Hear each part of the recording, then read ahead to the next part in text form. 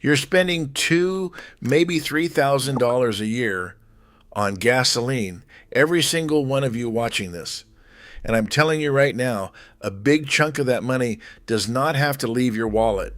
Your car is eating fuel it does not need to eat, and it's been doing it for months or years, and nobody's told you because the people who benefit from you burning more gas aren't exactly rushing to help you burn less. My name is Rusty. I've been fixing cars in these mountains for 50 years. Elk Creek, West Virginia.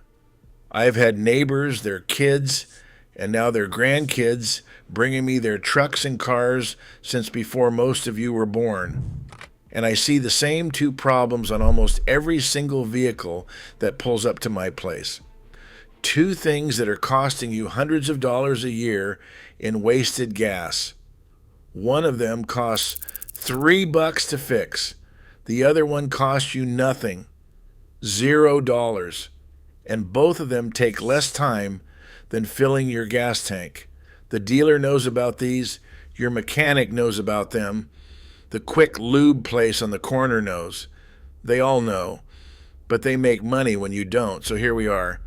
I'm going to show you both of them today. I'm going to explain exactly why they're draining your tank, exactly how to fix them yourself, and exactly how much money you're going to save when you do. Had a woman drive up to my place last fall, a 2018 Chevy Equinox, about 70,000 miles. She said she was filling up every 5 days, spending $60 or $70 a pop. Thought something was wrong with the engine. Maybe the fuel injectors. Maybe something electrical. I told her to pop the hood, and before I even touched anything else, I pulled her air filter out and held it up to the sky. You couldn't see a speck of light through it. It was black, solid black, like somebody had used it to clean a coal stove. I walked inside, grabbed a new filter off my shelf. It cost me $8 and snapped it in. Took maybe 15 seconds. I told her to come back in a couple of weeks and tell me how it's going. She called me 12 days later. Said she was filling up every 7 days instead of 5. Same driving, same routes, same car. The only thing that changed was clean air getting into the engine. And that makes sense when you understand what's happening under your hood. Your engine is basically a giant air pump. It sucks in air, mixes it with fuel, ignites it, and that explosion is what moves your car down the road. The ratio has to be right. For every 1 part of fuel, your engine needs 14.7 parts of air. That's not a recommendation. That's chemistry. When your filter is clogged, your engine can't pull in enough air. It's like trying to run a 100-yard dash while breathing through a coffee straw. You'll still move, but you're going to work a hell of a lot harder doing it. Now here's where it gets interesting. Modern engines have a sensor called the MAF sensor, mass airflow sensor. It sits right behind the air filter and measures exactly how much air is coming through. When the filter is clogged, less air reaches the sensor. The computer sees the reduced airflow and adjusts. At low speed, normal driving around town, it cuts fuel to match the lower air, so you're making less power. Then you hit a highway on-ramp, you step on the gas, and the engine has to dump extra fuel in to give you what you're asking for. The mixture goes rich. You're burning gas for nothing. The Department of Energy tested this.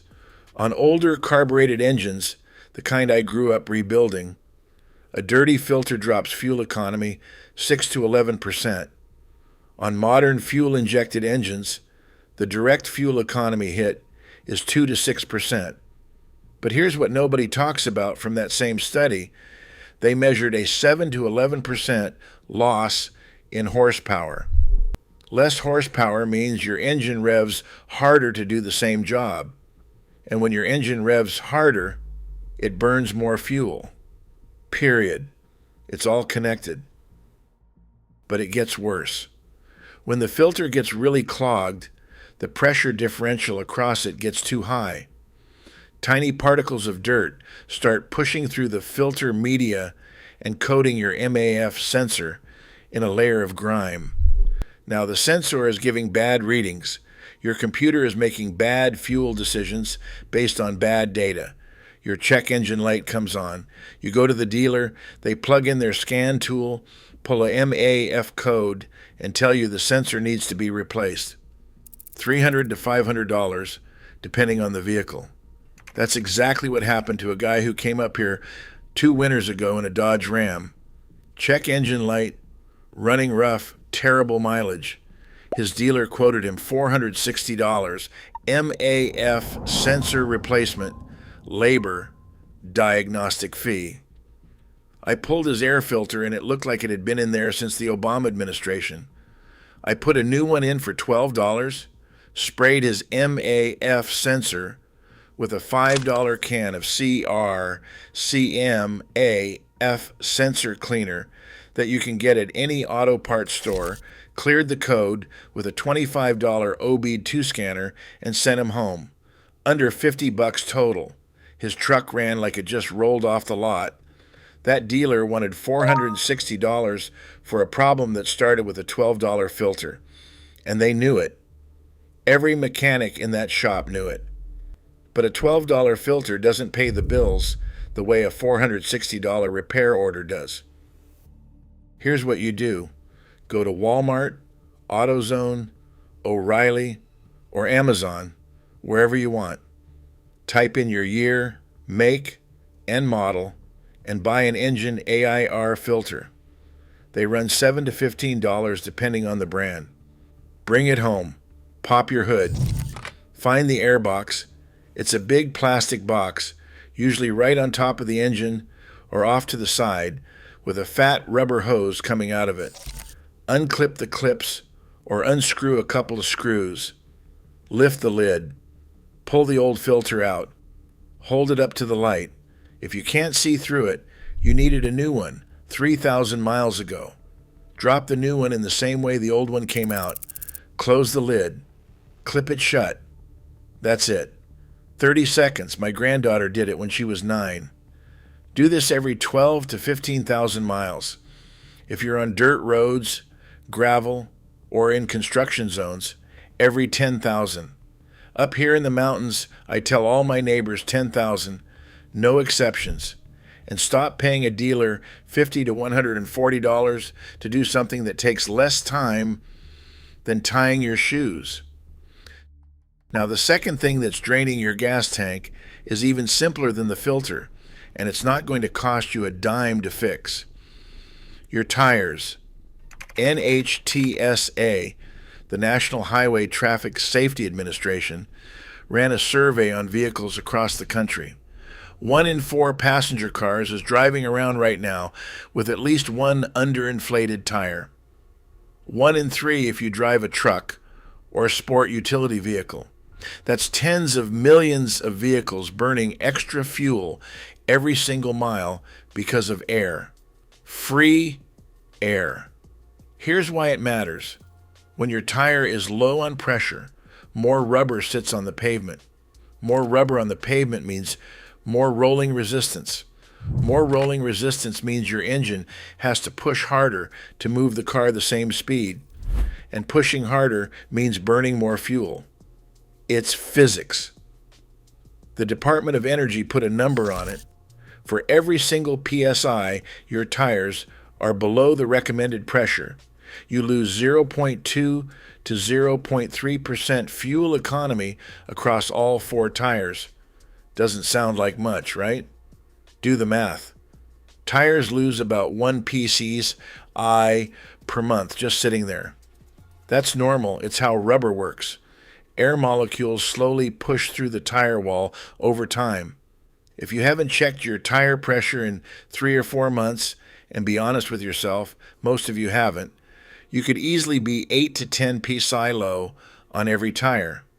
At 10 psi low, the Department of Energy says you're losing 2 to 3% fuel economy. On $2,400 a year in gas, That's $50 to $70 gone. Just evaporated because you didn't spend 2 minutes at the air pump. And that's just the gas. Here's what really gets me. Tires that run 5 PS, I below, recommended pressure wear out 25% faster. You know what a set of tires costs these days? $600 to $1,000 for most trucks and sport utility vehicles. 25% faster wear means you're buying a new set a full year earlier than you should be. That's another $150 to $250 you just lit on fire. NHTSA says properly inflated tires last 4,700 miles longer. 4,700 miles of free driving you're leaving on the table. Had a kid drive up here last summer. 23 years old, just out of college, driving a Honda Civic. Told me he couldn't afford his gas bill. I pulled out my gauge and checked his tires. 32 PS I recommended for his car. He was running 22 on the front left, 24 on the front right, 20 on the rear left, 26 on the rear right. Not a single tire was where it should be. I filled all four, took about 90 seconds. He called me a week later and said the car felt like it got a tune-up. Steering felt lighter, the car rolled easier, and he went from filling up every 8 days to every 10. Same car, same driving, same everything, just air. Here's what you do, and don't overcomplicate this. Go buy a tire pressure gauge. $3 to $5 at any auto parts store, any gas station, any Walmart. Throw it in your glove box. Once a month, and this part matters, first thing in the morning, before you drive anywhere, when the tires are cold, check all four. Your correct pressure is on a sticker inside the driver's door jamb, not on the tire sidewall. That number is the maximum pressure the tire can handle, not what your car needs. Two completely different numbers. Fill to what the door sticker says. Most gas stations have free air. If yours charges $1 or $2, find a different one or go to a tire shop. They'll fill your tires for free and not think twice about it. And pay attention when the seasons change. Every 10-degree drop in temperature costs you 1 to 2 psi. So when fall hits and the temperature drops 40, 50 degrees from summer, you could be down 5 to 10 psi without touching anything. That's money leaking out of your tires every time the weather changes. Only 42% of drivers check their tire pressure regularly. 42%.